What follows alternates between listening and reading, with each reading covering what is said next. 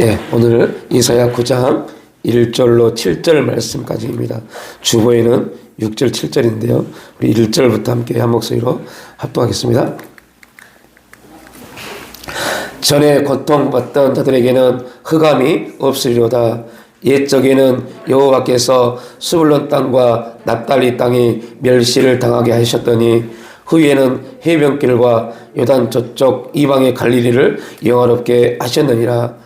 흑암에 행하던 백성이 큰 빛을 보고 사망의 그늘들 땅에 거주하던 자에게 빛이 비치도다.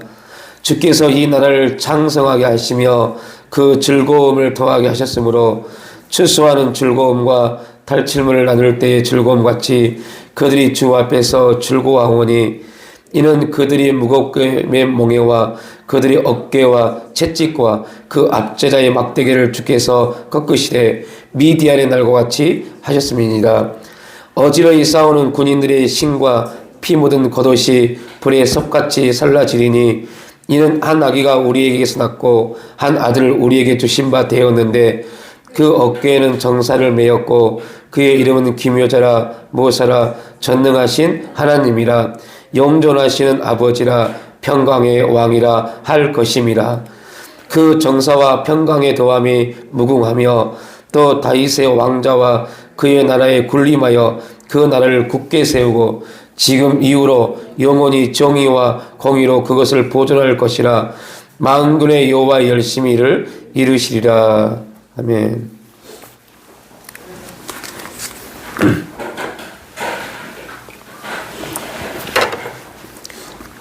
오늘 이사야 9장 1절로 7절 말씀을 중심으로 한 아기라는 주제로 말씀을 나누겠습니다. 우리가 이사야 8장 말씀을 통해서 두 아들에 대한 이야기, 이사야의 두 아들에 대한 이야기를 통해서 하나님 두 아들을 통해서 보여주신 징조에 대한 말씀을 나눴습니다. 그 징조는 북이스라엘뿐만 아니라 유다 동안 망하게 될 것에 대해서 말씀을 하셨습니다.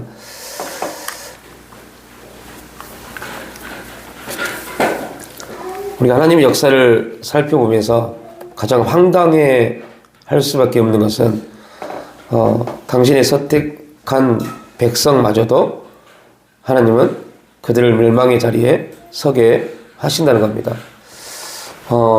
하나님께서 이스라엘 백성들을 멸망케 하시고 그들의 멸망의 자리에 서게 하신 이유는 이스라엘 백성들이 멸망하는 것이 하나님의 뜻이 아니라 그 멸망의 자리에서 의인은, 믿음의 사람들은 그들은 믿음으로 구원받는 그 역사를 나타내시기가 목적입니다. 예수님 시대에 이러한 이야기가 있습니다.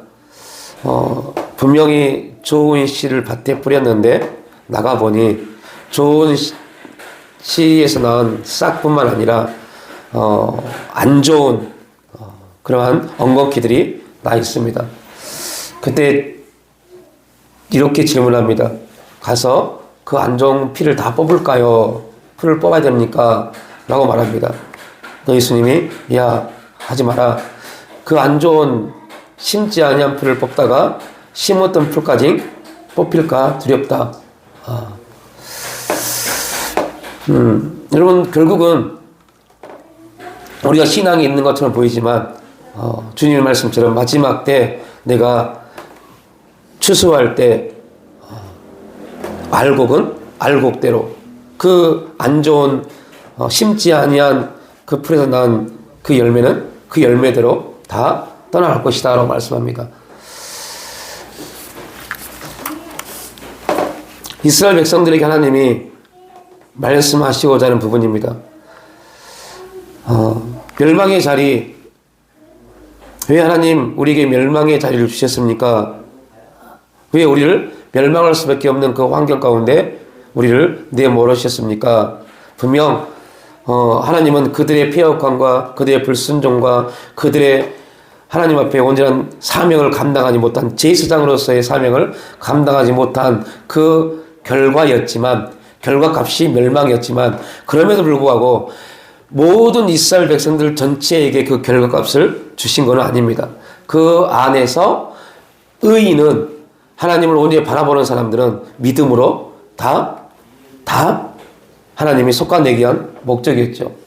오늘 우리에게도 동일합니다. 하나님 우리에게 개개인에게 주시는 환경과 상황들, 그 일들은 우리를 낙심하게 하고 절망하게 만들기 위한 목적이 아니라 우리 육신의 때들을 다 벗겨내기 위한 목적입니다. 그럼에도 불구하고 우리 영적으로 무지하다 보니 하나님은 왜 우리는 이렇게 힘들고 고통스러워야 됩니까? 에만 초점을 맞춥니다.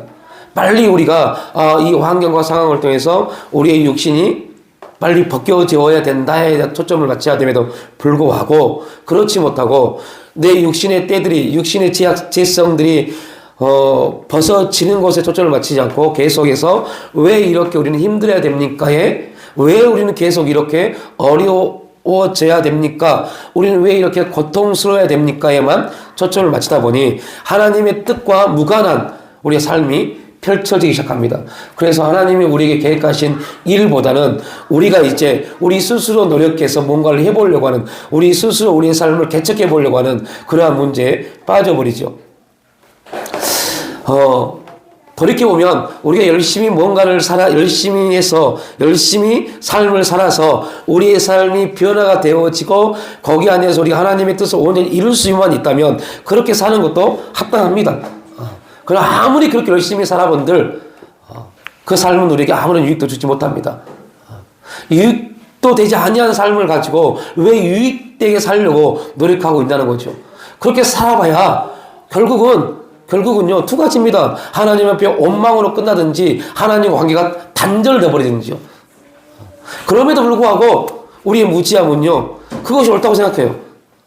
이 세상에서 내가 뭔가를 하고 있는 것이 옳다고 생각해요. 여러분, 우리가 안타까운 것은 북이스라엘이, 남유다가 그들이 살아보려고 얼마나 발버둥을 칩니까? 하나님이 그들이 애쓰고 발버둥 치는 그 삶을 보고 야, 참 열심히 산다라고 말을 했다면 우리가 열심히 사는 거, 최선을 다해 사는 거, 이거는 합당하게 주님 앞에 올려드릴 수 있는 내용입니다. 근데 성경 어디에도 그렇게 말씀하신 사건이 없다는 겁니다. 그런 진리적 사건을 가지고 있음에도 불구하고, 그렇게 말씀을 하고 있음에도 불구하고 우리는 그 말씀이 우리에게 와닿지가 않아요. 왜 그럴까요? 그 내용이 오늘 본문의 내용입니다. 오늘 설교를 여러분들 또 말씀드립니다. 주보를 몇 번을 읽어보시면 굉장히 유익한 부분이 있는 부분 중에 하나가 어떠한 부분이냐면, 우리는 구약이 말씀하고자 하고 있는, 구약에서 말씀하시고자 하는 메시지보다는 그냥 완성된, 성취된 사건만 가지고 계속 신앙생활을 해가려고 합니다.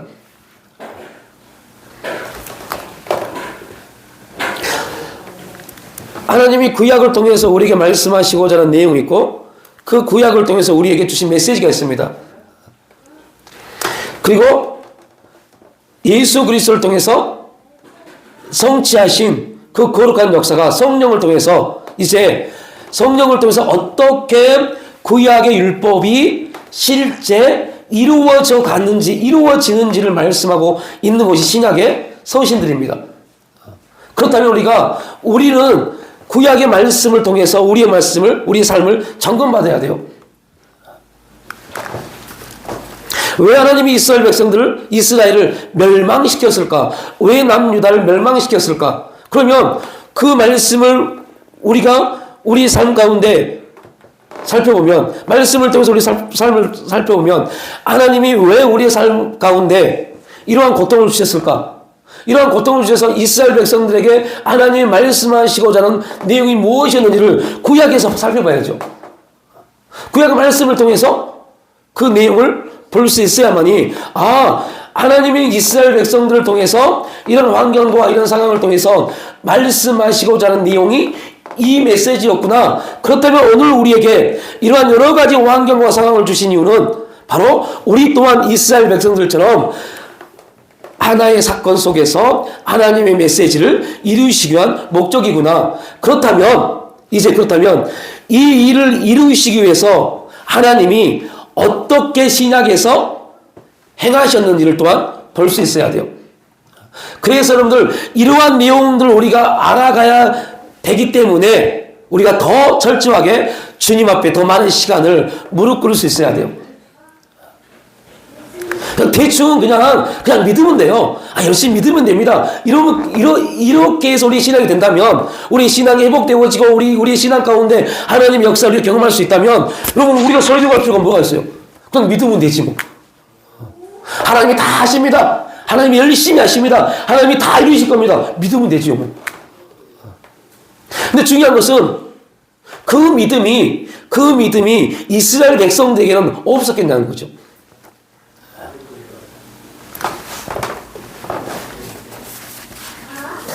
우리가 너무 구약, 신약 마찬가지지만요.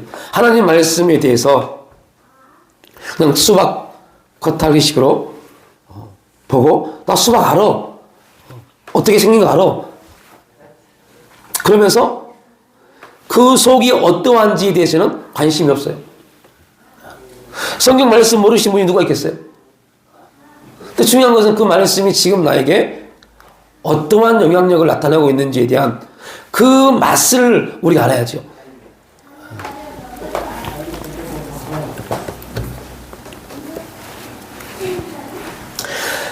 팔 장에서 절망을 선포합니다. 하나님의 경고와 심판을 선포합니다. 보통 여러분 어떤 소설책이나 어떠한 드라마를 보면 그 전개를 살펴보면 주인공이 고통을 받으면요, 힘들면요, 한 해로 끝나지 않습니다.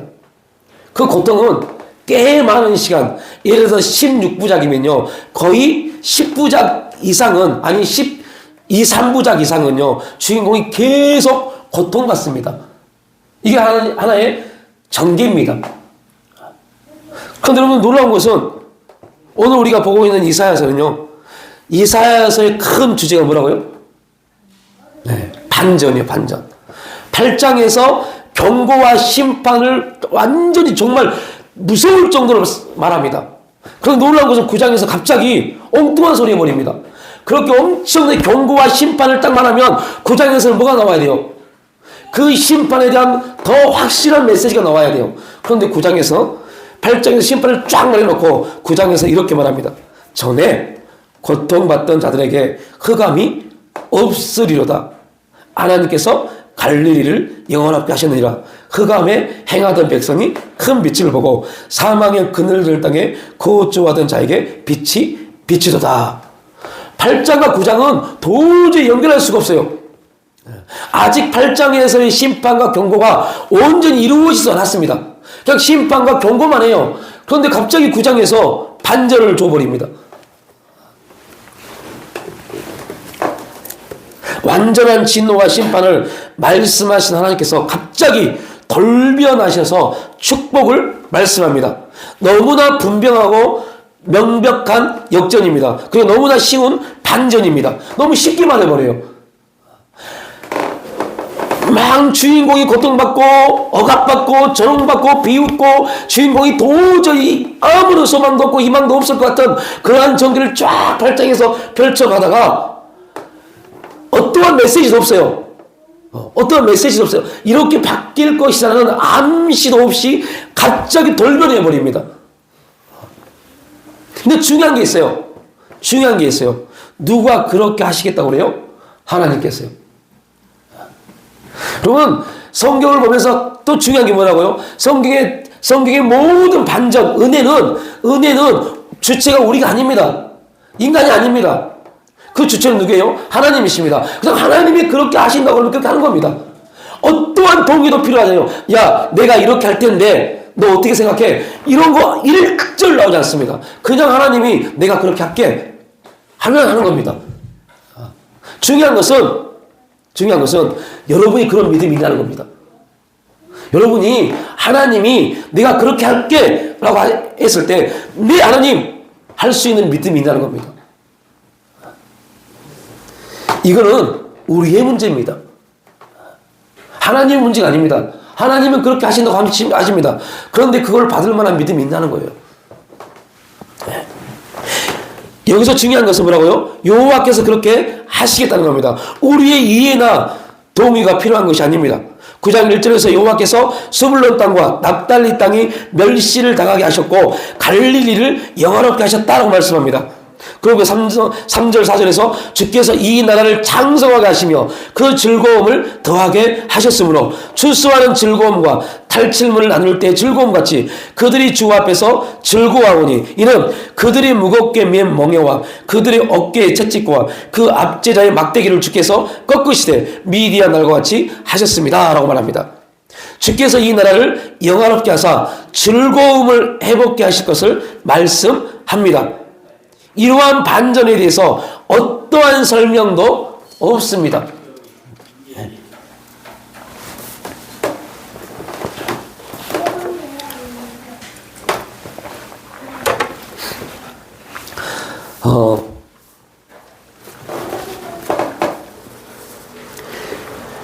여러분, 이사야에서 우리가 좀 나누고 있잖아요.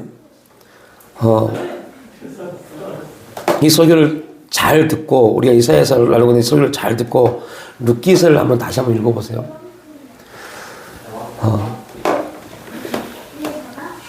얼마나 멋지게 하나님이 일하시는지에 대해서 보여질 겁니다.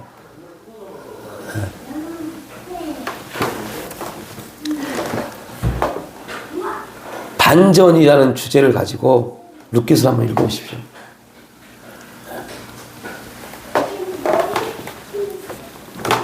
하나님의 일하심이, 하나님의 역사하심이 어떠한 우리에게 우리 편에서 보면 어떠한 것이 가장 힘드냐면요, 어떠한 그런 하나님의 역사, 하나님의 기적, 하나님의 은혜 베푸심 그러한 것들을 나타내실 때쯤 우리에게 징조를 좀 보여주고 그러한 것들을 깨닫게 하는 부분이 있으면 참 좋을 텐데, 그런데 없습니다. 그러한 징조가 하나도 없습니다. 왜 없을까요? 이거를 이제 우리가 깨달아야 돼요. 왜 구약에서는 꽤 많은 징조들이 있어요. 근데 신약에서는 왜 징조가 없을까요? 이걸 알아야 돼요. 왜 알아야 될까요?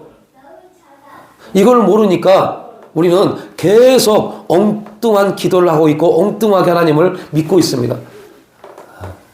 다 믿음이 있다고 그러고요. 목사, 장로, 권사, 여러분 죄송한 말이지만 그 직분을 제가 뭐라고 한 게 아닙니다. 뭔가를 조금 더 알고 하나님의 메시지를 알고 우리가 나가면 또 더 좋을 텐데 그렇지 못한다는 안타깝다는 말씀드립니다. 왜 징조가 없을까요? 아니 징조가 없어야 마땅합니다. 여러분 우리 절대 저와 여러분에게는 어떠한 징조가 있으면 돼야 돼요? 안 돼요. 왜 안 되는지 아세요? 이미 징조는 성취됐잖아요. 이미 구약의 모든 징조는 성취가 된 거잖아요. 우리는 성취된 삶을 살고 있기 때문에 우리는 더 이상 징조가 필요하네요. 필요하지 않습니다. 이거 전혀 처음 듣는 것처럼 그렇겠어요. 모르시겠어요?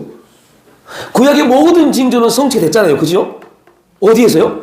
예수님이요. 구약의 모든 건 다 뭘 예표합니까? 예수님을 예표하잖아요. 예수님의 십자가를 통해서 모든 게 성취가 됐다니까요. 지금 어떠한 징조가 있어버리면 예수님의 성취는 가짜가 돼요. 예수님의 성취가 가짜가 되면 우리의 구원은요, 여러분의 구원은요 가짜라니까요. 그래서 우리에게는 어떠한 징조가 필요하다, 필요하지 않다? 필요하지 않습니다. 그러면 우리에게는 우리의 모든 삶, 여러분이 살아있다는 것 자체가 뭐라고요? 징조입니다. 여기까지는 이해하십시오.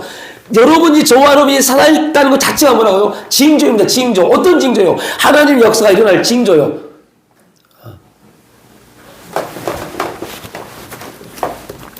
그래서 제가 한 3개월 전에 이런 말씀을 했잖아요. 우리는 율법을 살려고 노력하는 것이 아니라 우리의 삶이 뭐라고요? 율법이라고요. 왜요? 우리는 하나님이 그렇게 우리에게 그 고난을 주셨기 때문에요. 우리가 신앙생활을 잘해서가 아니라 하나님이 우리에게 그렇게 고난을 주셨어요. 하나님의 자녀되는 권세를 가졌다는 말이 하나님이 그냥 자녀가 됐다가 아니라 하나님이 그 아들에게 주신 모든 권세를 줘버린 겁니다. 예수님 자체가 뭡니까? 율법의 완성이잖아요. 우리가 사는 것 자체가 율법입니다. 그러니까 여러분들 율법은 성취되기 이전의 율법은 계속 하나님이 그들이 무지하기 때문에 뭘 줘야 돼요? 징조를 줘야 돼요. 그러나 율법이 완전히 성취된 이후로부터는 징조가 필요하지 않아요. 왜요? 예수님이 성취하셨고 그것도 부족해서 지금 저와 여러분 가운데 누가 계십니까? 성령 하나님이요. 그렇게 외치잖아요. 성령 충만을 달라고. 그런데 여러분들 그거는 아무 필요 없다니까요.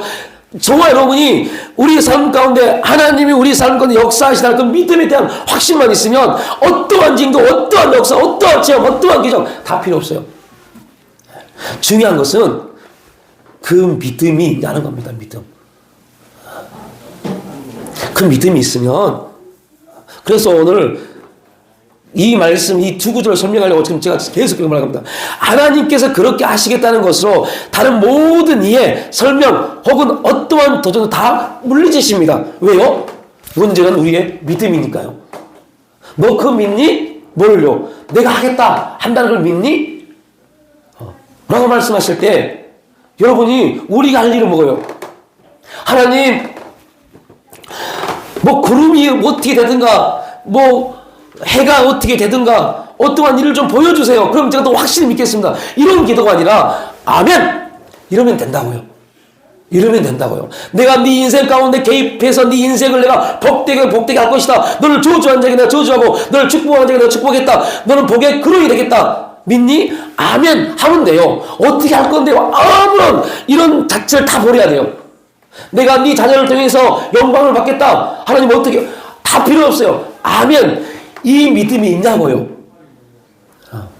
이 믿음이 중요한 겁니다. 오늘 여러분 우리 인생 가운데 하나님이 말씀하십니다. 내가 네 인생을 복되게 하며 라고 할 때 하나님 어떻게 하실까? 그런 생각을 하는 것 자체가 불순종입니다.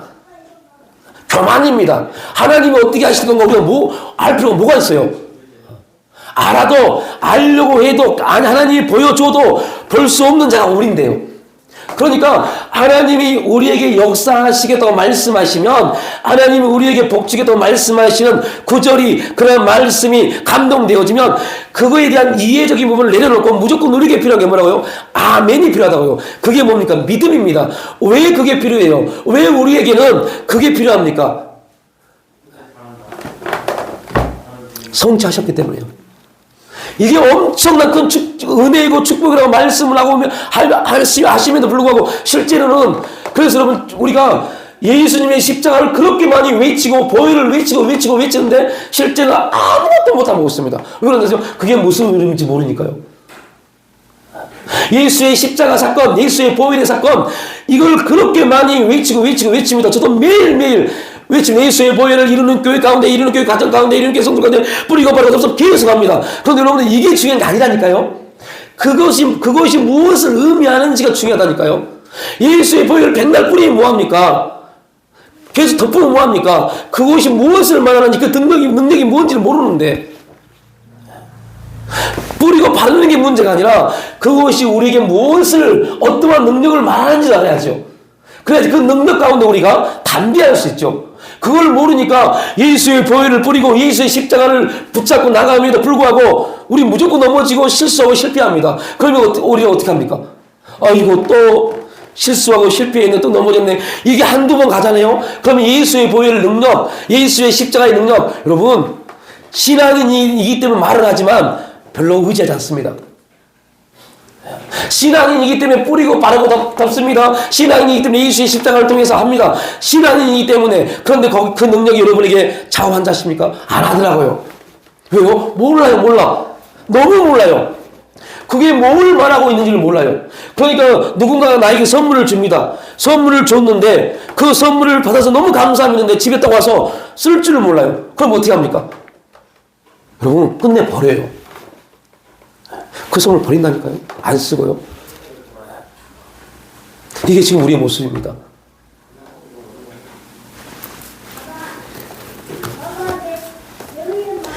여러분 되게 쉬워요. 너무너무 쉽다니까요.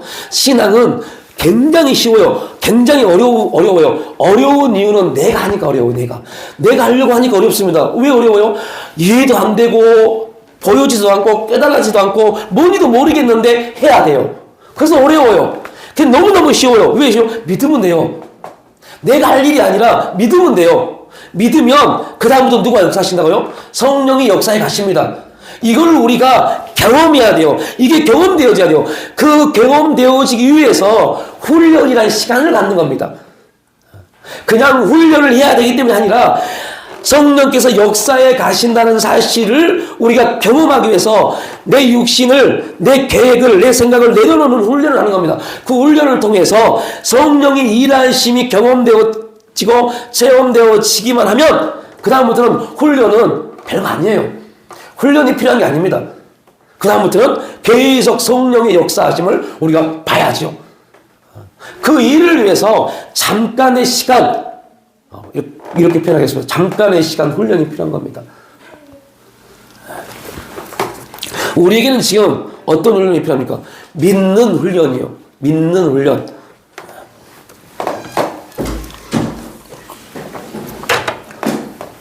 이 문제는 믿음과 연결됩니다. 이사야는 이렇게 말합니다.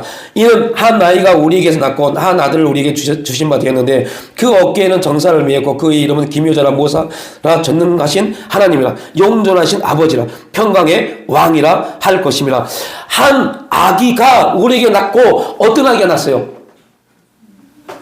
어떤 아기가 낳았죠? 나눴잖아요.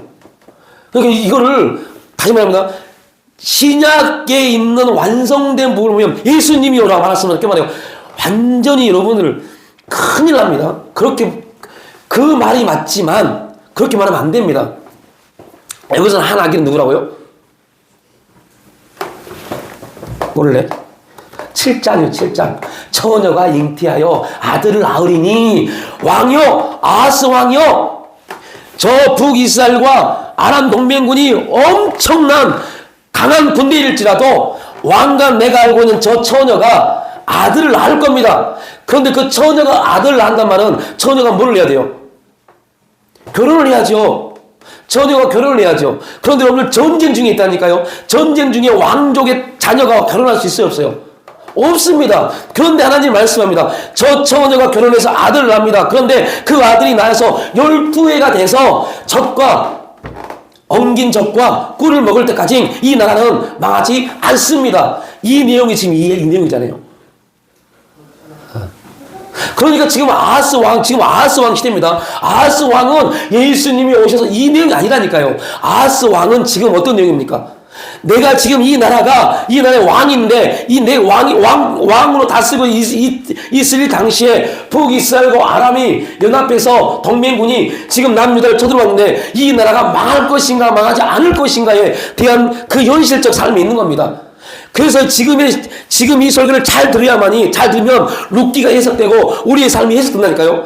여러분, 지금 우리의 삶 가운데 있는 수많은 환경들, 상황들, 문제들, 이 문제들 가운데 하나님 말씀합니다. 내가 그 문제, 결코 그 문제를 통해서, 그 환경을 통해서, 그 사건을 통해서 멸망하지 않게 하겠다.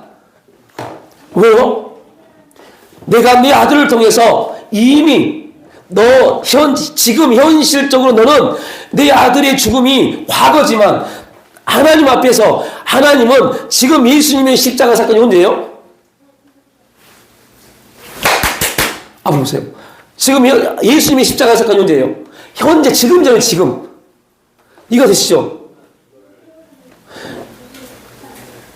예수님의 십자가 사건은 우리의 입장에서는 언제입니까? 2000년 전의 과거입니다.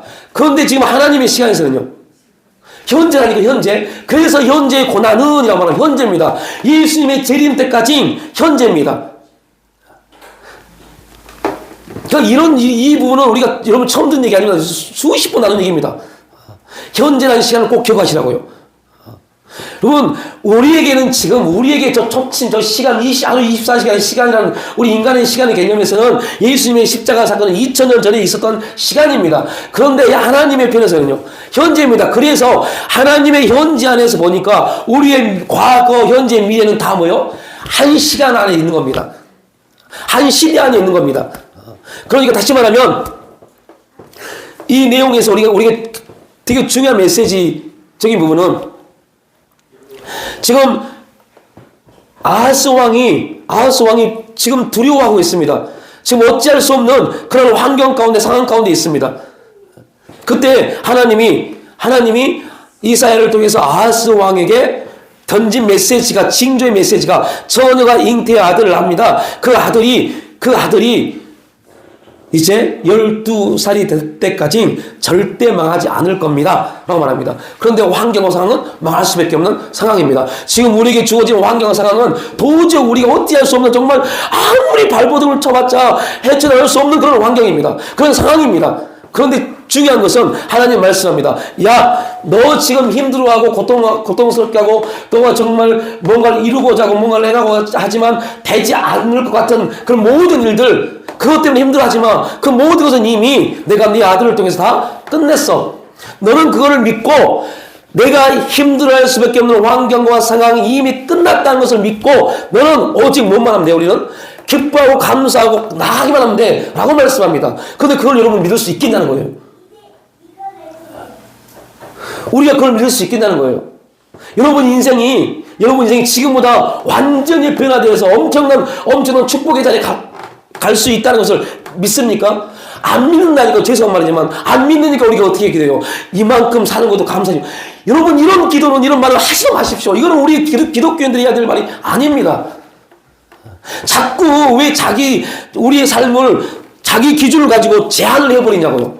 하나님 우리에게 그렇게 말씀하신 적도 없는데. 왜 그런지 아세요? 안 들으니까요. 모르니까요 라고 말합니다. 제한시키지 마십시오. 왜 자꾸 자기의 삶을, 우리의 인생을 자기 것이냐 제한시켜버리냐고요. 열심히 벌어서 연봉 5천으로 끝내실 겁니까? 이런 인생 사실 거예요? 하나님이 우리에게 그런 인생을 말씀한 적도 없는데요. 심지어 여러분, 어떤 내용이 있습니까? 아침부터 6시간 일한 사람과 1시간 일한 사람과 하나님은 동일하게 주십니다. 그 말은 무슨 말이에요? 다른 편으로 얘기했거든요.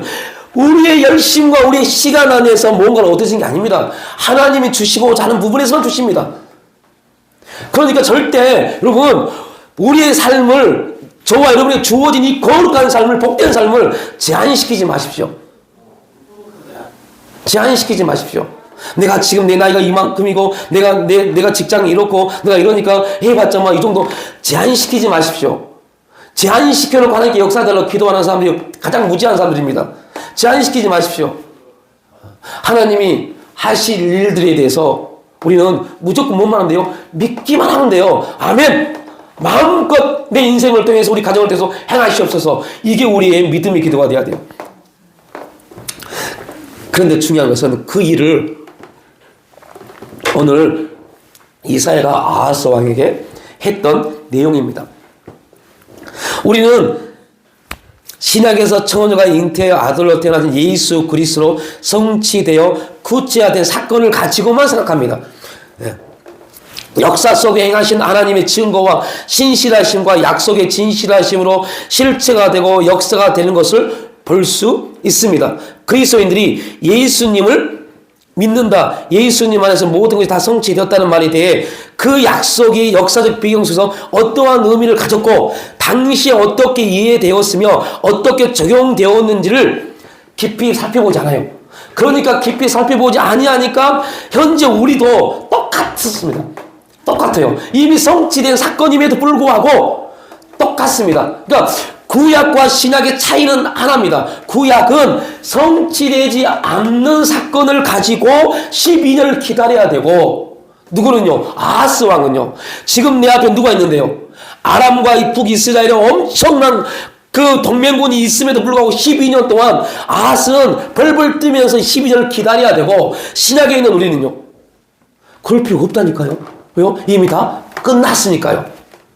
끝났으니까요. 믿음이라는 건 같습니다. 아하스 왕은 되어질 일을 12년 후에 되어질 일을 믿음으로 달려가야 되고 우리는요. 되어진 일을 믿고 달려가는 겁니다. 그러면 누가 더 믿음이 좋아야 돼요? 우리가 좋아야죠. 그런데 아니더라고요. 지금 그리스도인들이 믿음이 좋은 게 아니더라고요. 성취되어져서 믿기만 하면 되는데 그것도 안 믿으려고 하더라고요. 이거 뭐라고요? 구약이 말씀하고자 하시고 있는 메시지를 모르기 때문에요.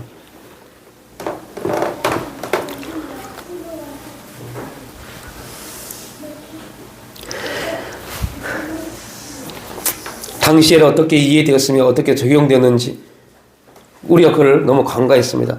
즉 9장 1절의 반전을 생각할 때 8장의 심판과 고통에서 우리가 조금 기도하니 선한 일을 조금 하다 보니 하나님께서 은혜를 베풀어서 반전의 은혜가 임한다고 생각을 하는 경우가 굉장히 많이 있습니다. 그런데 우리는 정말 깊게 고민하고 생각해야 합니다.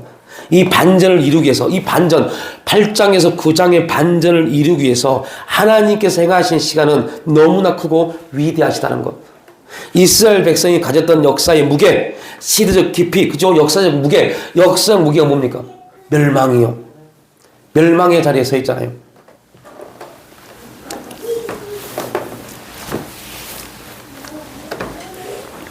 오랜 시간에 걸친 하나님의 신실하심, 하나님의 진정한 길이 어떠해 있는지는 우리가 반드시 이해해야 돼요. 이에 성경 구약에서 말씀하고 있는 그때 당시에 한 아기 처녀가 잉태하여 아들을 낳고 임마누엘이라는 그 징조가 그 말씀하고 있는 내용에 대해서 아하스 왕이 왜 실패했고 왜 두려워했는지 우리는 왜 실패하고 두려워하는지에 대한 부분을 이해하지 못하면 성취된 사건도 우리에게는 아무런 유익되지 못한다는 겁니다. 여기 어떠한 문제가 있을까요? 분명하지만 너무 쉬운 결론이기 때문에 그 결론에 이르는 과정에 들어있는 역사적 깊이를 제대로 헤아리지 못한 채 쉽게 놓쳐버린다는 겁니다.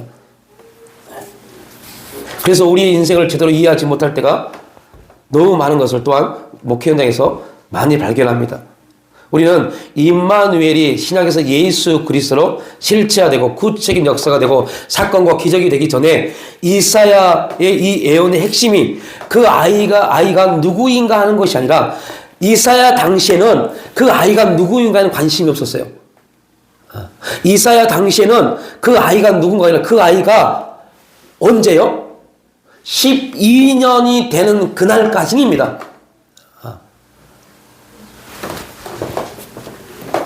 그럼 여러분들 이게 왜 중요해요? 이 메시지를 우리가 알아야 될 이유가 뭡니까? 자, 우리는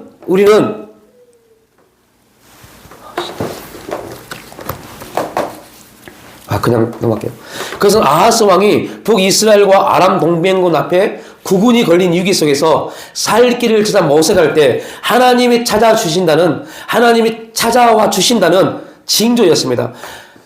하나님이 미래와 운명을 지고 있다. 너는 두려워하지 말라. 처녀가 잉태하여 아들을 낳고 그 아들이 12살이 되기 전에 너희가 지금 겁내고 있는 북이스라엘과 아람의 동맹군이 다 망할 것이다 하는 그 징조로 임마누엘을 아하스 왕에게 말씀하신 겁니다. 이처럼 그때의 징조는 처녀가 낳는 아이가 누구나는 관심이 아니었어요. 그러면 뭐였어요? 시간과 관계에 있었습니다. 시간. 어떤 시간이요? 12해. 당시 역사 기록을 살펴보면 북이스라엘과 아람의 동맹군은 주전 734년에 유다를 공격합니다. 그리고 722년에 아수르에 의해서 두 나라가 멸망을 받습니다. 정확히 몇 년이요? 12년이요. 자, 그때가 되면 하나님이 말씀하시는 그 일들이, 즉 하나님이 시간을 지고 미래를 붙들고 계신다는 것 너희가 알아야 된다라는 의미입니다.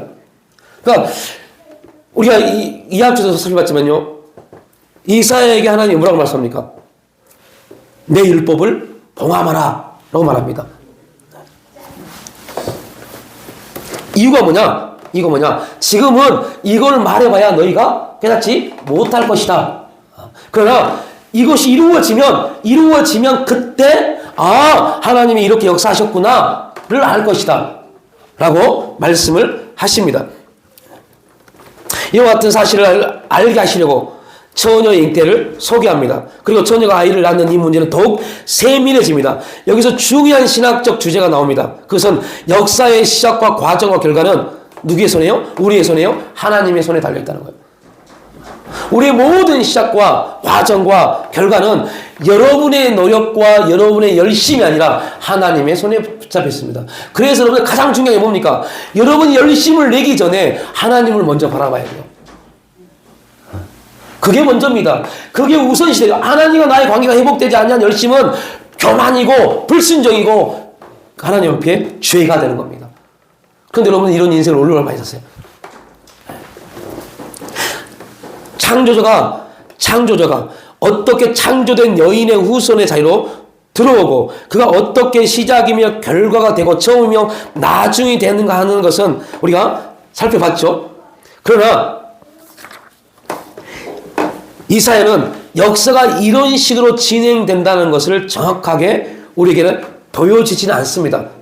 대신 당시의 시대의 상황과 미래에 대한 약속, 그리고 누가 결정권자인가, 누가 주인인가 하는 문제만 다룹니다. 이게 이제 구약과 시작의 차이입니다.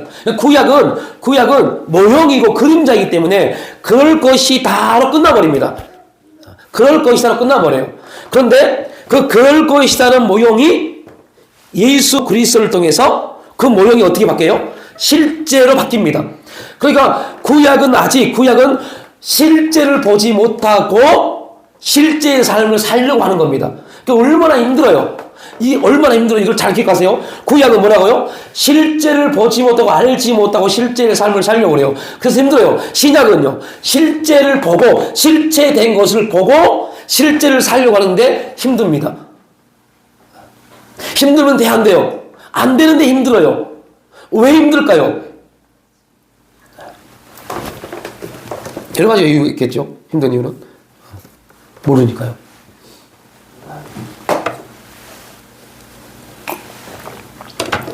근데 중요한 게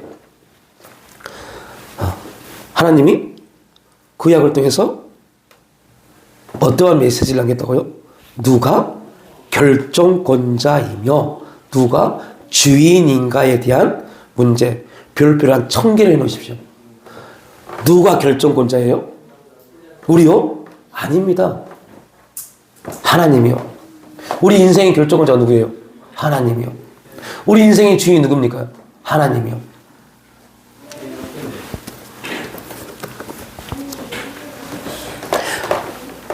그 아이가 태어남으로 하나님의 모든 약속들이 성취되고 흑암에 앉은 백성들이 빛을 보며 고통당하던 어깨에 채찍 대신 하나님의 권세가 주어지는 일이 이 아이에게 허락될 일들이었습니다. 그러니까 처녀가 결혼해서 아들을 낳았습니다. 그 아들의 아들에게 그 아들은 절대 중요하지 않습니다.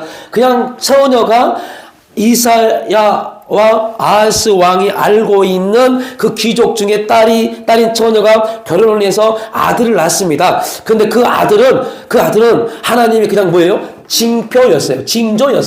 그 징조로 아들을 주었는데 하나님이 아하스 왕에게 이런 메시지를 던져줍니다. 우리가 지금 아하스 왕입니다. 이렇게 메시지를 던집니다. 야, 그 어깨에는 뭐가 매였어요? 정사와 권세가 매어있다. 그런데 지금 돌이켜봅시다. 지금 아하스 왕 어깨에는 뭐가 있어요? 아하스 왕 어깨에 그 짐이 있잖아요, 지금. 아하스 왕이 지금 멸망의 짐을 짓고 있잖아요. 그걸 지금 짊어지고 있잖아요.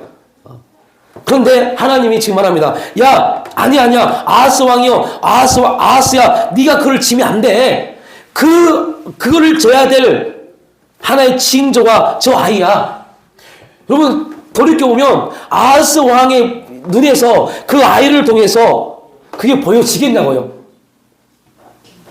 그 아이가 태어났어요. 이제 결혼해서 그 처녀가 결혼해서 아이를 낳았어요. 아이를 낳았다고 칩시다. 그 아이를 보면서 야, 그 어깨에는 정사가 있고 이렇게 이게 보여지겠냐고요. 여러분, 심지어 우리도 지금 예수님이 우리의 모든 짐을 담당하셨습니다. 수고하고 무거운 짐 다 내게로 와라. 그 말씀하시는데 안 되잖아요. 우리의 무거운 짐 주 앞에 못 드리잖아요, 지금. 이미 성취된 사건도 못 하는데 그 조그만 아기를 보고, 야, 이 아이가 자라는 동안 우리는 망하지 않는다고? 아하스 왕이 믿을 수 있었겠냐고요. 그런데 여기서 아하스 왕은 그 아이를 보면 안 돼요. 안 돼요. 그러면 뭐를 드려야 돼요? 이사야의 메시지를 드려야 돼요. 다시 말합니다. 여러분들, 그래서 우리가 이런 말씀을 해요. 우리에게 주어지는 환경과 상황과 모든 문제는 하나님의 섭리로 우리에게 주어진 거지만, 그렇다면 다른 말로 표현하면 모든 환경과 상황과 질병과 아픔과 고통은 하나님의 뜻이지만 그걸 보면 된다는가? 안 돼요. 하나님의 뜻으로 주어진 거지만 그 환경을 보면 안 돼요. 안 된다니까요. 하나님의 뜻인데 왜 보면 안 돼요? 하나님의 뜻인데 안 보면 안 돼요. 그 환경 속에 담겨진 하나님의 뜻이 뭔지를 알아야죠. 하나님의 그 환경과 상황과 질병과 아픔 속에 담겨진 하나님의 뜻은 그것이 아니라 누구를 바라보도록요? 하나님을 바라보도록요. 이게 하나님이 우리에게 요구하시는 겁니다. 그런데 우리는 자꾸 몸만 봐요. 환경이요. 내 몸이 왜 이렇지? 내가 왜 자꾸 이렇지? 이거 백날 봐봐야 어디 못 찾는다니까요. 그런데 우리는 그것만 보잖아요. 왜 낫지 않지? 왜 해결되지 않지? 이것만 바라보잖아요. 그러니까 하나님이, 야, 네 병이, 네 질병이 낫고 이 환경이 해결되고 이거는 아무것도 중요하지 않아. 내가 그걸 너에게 허락한 이유가 뭔데? 저와 여러분에게 이 문제, 이 질병, 이 아픔, 이 어려움을 준 이유가 뭔데? 라고 질문하신 겁니다, 지금.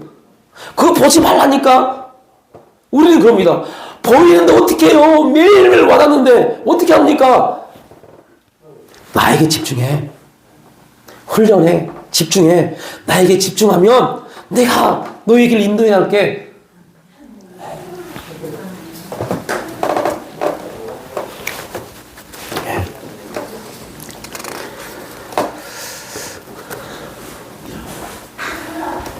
그래서 우리가 나눴던 것처럼요, 하나님은 이사야에게 자신의 예언을 봉함하라 라고 말씀합니다. 지금은 알 수 없는 미래, 지금은 기대할 수 없는 미래지만 하나님의 약속을 지금 봉함해서 나중에 결과가 일어난 다음에 열어보라 라고 말씀합니다. 여러분, 이것도 약간 모순적인 거죠. 하나님이 예언을 쫙 말씀해서, 야, 하나님이 이렇게 역사하신다고 예언하면 이스라엘 백성들이 와, 할렐루야 할 텐데, 우리 하나님이 내가 너에게 복주고 복주면 너희가 너희 인생 가운데, 너희 가정 가운데 이런 놀라운 일이 이룰 것이다 하면 얼마나 좋아요. 그런데 하나님 말씀합니다. 봉함하라. 봉함하라. 이유는 왜 그러실까요? 하나님은 알고 계세요. 그래 봐야 우리가 그 말씀 앞에 무릎 꿇지 못한다는 걸. 그리고 봉함하라는 이유는 또 한 가지의 일이 있습니다. 누가 이루신다고요? 내가 할게. 야, 너 제발 가만히 좀 있어. 네가 하려고 하니까 안 되잖아. 가만히 좀 있어.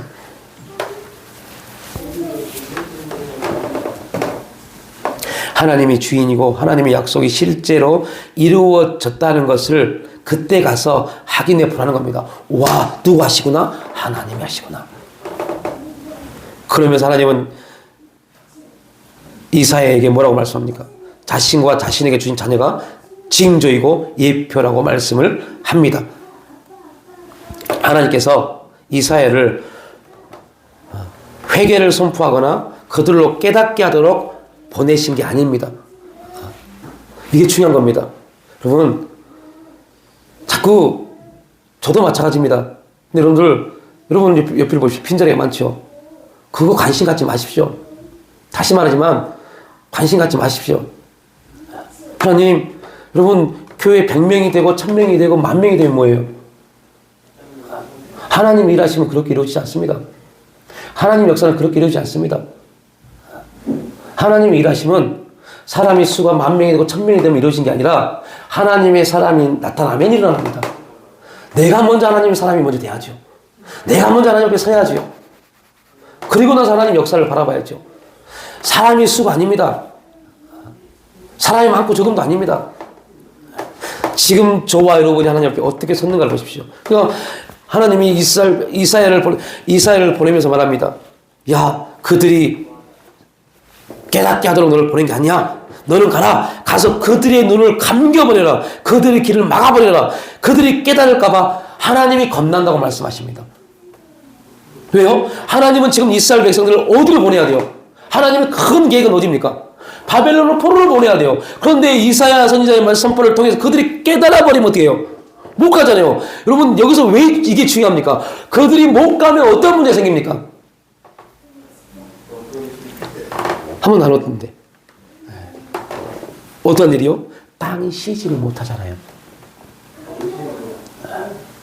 땅이, 여러분, 사사기가 끝나고 그때부터 땅이 490년 동안 한 번도 쉬지를 못했어요. 7년 되는 날 쉬어야 되잖아요. 쉬지를 못했어요. 그래서 하나님이 그 7년의 시간을 곱해서 490년 해서 70년 포로를 보낸 겁니다. 뭐 하시려요? 땅을 쉬게 하시려고. 근데 그들이 깨달아서 회개해버리면요, 돌이켜버리면요, 땅이 또 못 쉬잖아요. 하나님은 우리에게 이런 환경을 주시고 문제를 주시는 거, 아픔을 주시는 거, 이 말씀을 통해서 우리가 또 우리를 적용시켜 봐야 돼요.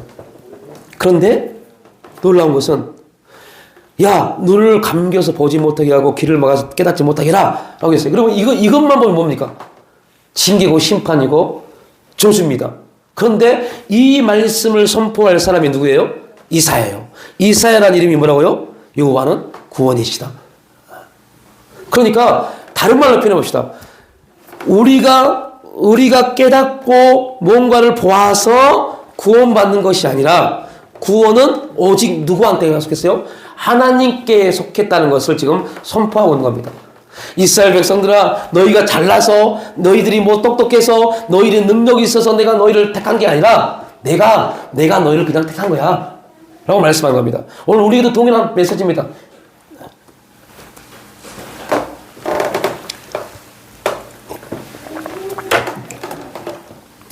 더 놀라운 거, 지금 이 시대에 하나님의 일하심은 무엇을 말해요? 심판이요. 곧 다가올 심판이요. 자, 그래서 이런 부분을 넣었잖아요. 하나님의 영광이 임하는 게 축복이고 정말 놀라운 하나님의 역사입니다. 그런데 죄인들에게 있어서 하나님의 영광은 뭡니까? 두려움입니다. 의인들에게 있어서 하나님의 영광은요, 감사하고 기쁨이고 축복이지만요, 죄인들에게서 하나님의 영광은 심판입니다. 그러니까 하나님의 열심, 하나님의 일하심이 죄인들에게는 끝입니다. 심판입니다. 의인들에게 하나님의 열심은 축복이고 은혜이지만요, 오늘 하나님의 열심이 여러분에게 어떻게 들려지는지를 또 살펴봐야 돼요.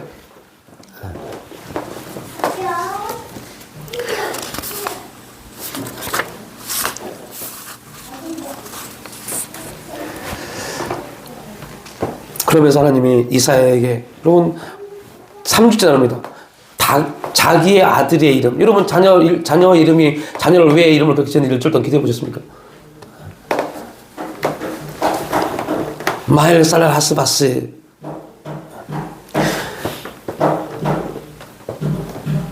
마헬살랄 하스바스.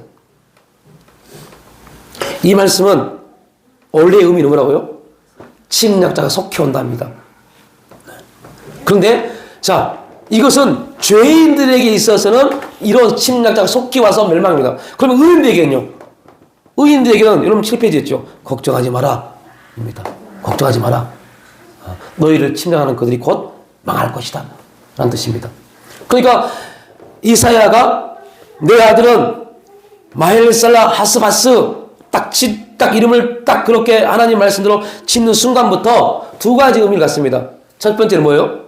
너희를 침략하는 저 북이스라엘과 아람 군대는 결국 망할 것이다.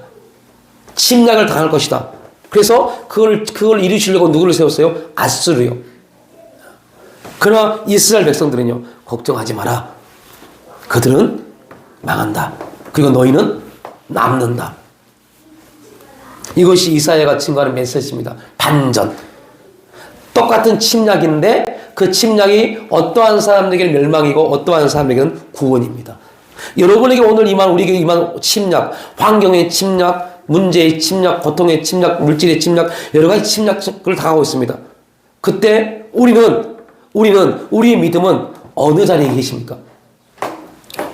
하나님의 심판은 끝이 아니고 구원을 위하여 있다는 말씀이 어떠한 능력자와 권력자가 아닌 보잘것없고 힘도 없는 한 아기에게 주어졌습니다. 아기가 태어난다는 것은 유대인들에게 입장에서 새로운 희망을 말합니다. 하나님께서 이스라엘 백성을 포로로 잡혀가게 허락하셨지만 결국 그들은 남을 것이고 유다는 영원할 겁니다. 이게 이 이후로 한 아기 이 이후로 유대인들의 속담입니다. 아이가 태어나는 자리는 결코 망하지 않는다. 그런데 그게 뭐예요? 임마누엘이잖아요. 임마누엘, 결코 망하지 않는다. 왜요? 하나님이 함께 하시니까요. 그러니까 여러분들 하나님이 함께 하신다는 의미가 그냥 함께 하신다는 의미가 아니라 망하지 않게 하신다는 의미를 갖는다는 겁니다. 아이가 태어날 때마다 이 역사는 죽음으로 끝나지 않고 소망이 있다는 메시지를 우리에게 던져줍니다. 세상이 갖는 권력, 세상의 운명보다 더 큰 하나님의 의지를 보임으로써 우리에게 소망을 전해주고 있습니다. 결국 모든 인생이 육신으로 죽겠지만 하나님의 나라는 멸망당하지 않고 영원한 역사를 이루실 것에 대해서 소망을 말씀하고 있습니다. 죽음의 자리로 가면 다 망하고 끝나는 것이 아니라 거기에 예수님의 십자가가 있다는 것을 우리에게 말씀하고 있습니다. 우리가 이러한 영적인 은혜를 깨닫는다면, 이러한 영적인 은혜를 알아진다면 이 세상을 살아가는 데서 겁날 게 없겠죠.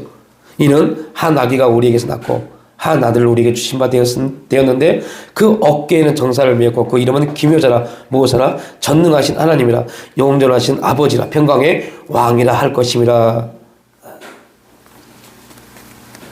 하나님의 주권, 위대한 기적, 반전, 권능, 구원, 은혜, 용서 이런 모든 속성이 그 한 아기에 속한 의미에 다 들어있습니다. 그리고 오늘 예수 그리스도 안에서 성령을 통해서 우리에게 주셨습니다. 사탄은 우리를 이렇게 공격합니다. 그것 봐라, 넌 안 돼. 넌 자랑할 것이 없잖아. 내가 생각해도 너 말이 안 되잖아. 내가 어제도 못했는데 오늘은 할 수 있을 것 같아? 내일은 또 어떨까? 계속 우리에게 이렇게 속삭이고 우리를 참수합니다. 우리는 이러한 것에 대해서 하나님을 바라볼 수 있어야 돼요. 하나님은 우리를 위하시면 누가 우리를 데려갈 수 있을까? 바울은 로마서에서 이렇게 선포합니다. 자기 아들을 아끼지 아니하시고 우리 모든 사람을 위하여 내어주신 하나님이 어찌 그 아들과 함께 모든 것을 우리에게 주시지 아니하겠느냐. 이것이 하나님의 은혜입니다. 그래서 우리에게 주신 게 뭐예요? 말씀이잖아요. 말씀이신 그분을 육신을 입고 이 땅에 보내셨어요. 그리고 그 말씀이 육신이 돼서 육신이 죽고 다시 그분은 뭐가 됐어요? 말씀이 됐어요. 우리는 지금 뭘 믿는 거예요? 예수를 믿습니다. 근데 정확하게는 예수가 아닙니다. 뭘 믿어야 돼요? 말씀을 믿습니다. 말씀이 육신이 돼서 이 땅 가운데 오신 그 말씀을 믿는 겁니다. 그래서 그 말씀이 오늘 우리 가운데 성령을 통해서 임하셨습니다. 그 말씀이 임하셨고 그 말씀을 따라 말을 하면 그 말은 뭐가 돼요? 실제가 됩니다. 그래서 우리가 기도할 때 그렇게 하는 겁니다. 해보는 겁니다. 말씀을 가지고 계속 말씀의 기도를 선포해보는 겁니다. 그냥 함께 기도하는 의미 있지만 말씀의 기도를 계속 선포해보는 겁니다. 왜요? 그 말씀은 실제가 있고 운동력이 있기 때문에요.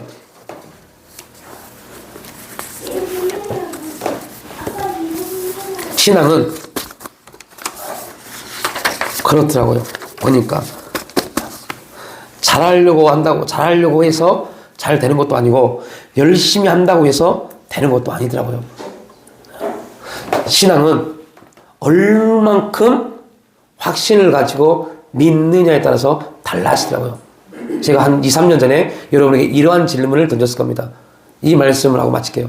여러분, 믿음이 신앙생활 열심히 하는 사람이 축복받을까요?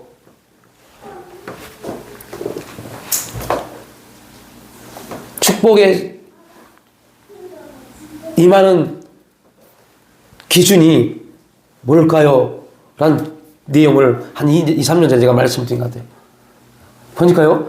예를 들어 우리가 보통 물질에 대한 축복을 받을 때 여러분 보니까 주위에서 보면 믿음이 진짜 좋다고 말하는 일명 믿음이 좋다고 말씀하시는 분들이